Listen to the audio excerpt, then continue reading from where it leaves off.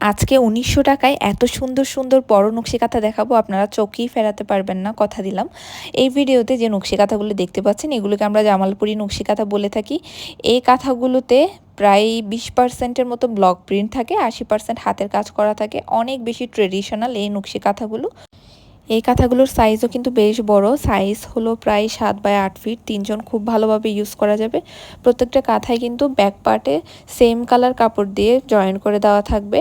আপনারা ভালোভাবে শিওর হয়ে তারপর অর্ডার করবেন। এই কাঁথাগুলো খুব একটা বেশি ভারী না, আবার খুব একটা পাতলাও না, মোটামুটি আমাদের দেশের ওয়েদার অনুযায়ী যতটুকু দরকার কাঁথা সেরকমই।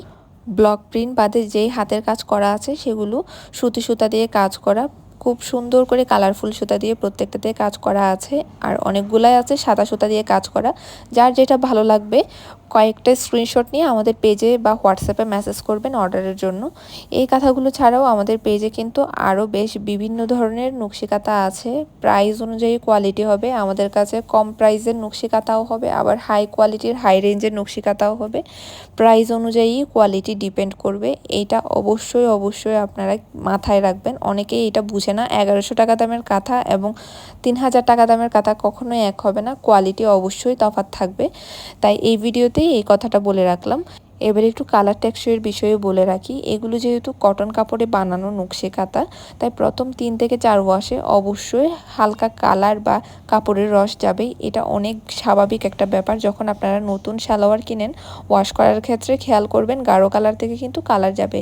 আমরা যেহেতু এত বছর যাবৎ কাঁথা নিয়ে কাজ করছি, দামি কাপড়ের গাঢ় কালার থেকেও আমরা রং যেতে দেখেছি। তো এটা অনেক স্বাভাবিক ব্যাপার। যখন আপনারা ওয়াশ করবেন বেশিক্ষণ ডিটারজেন্টে ভিজিয়ে রাখবেন না, যত বেশি ডিটারজেন্টে ভিজিয়ে রাখবেন কাপড়ের গুণাগুণ নষ্ট হবে, এটা মাথায় রাখবেন।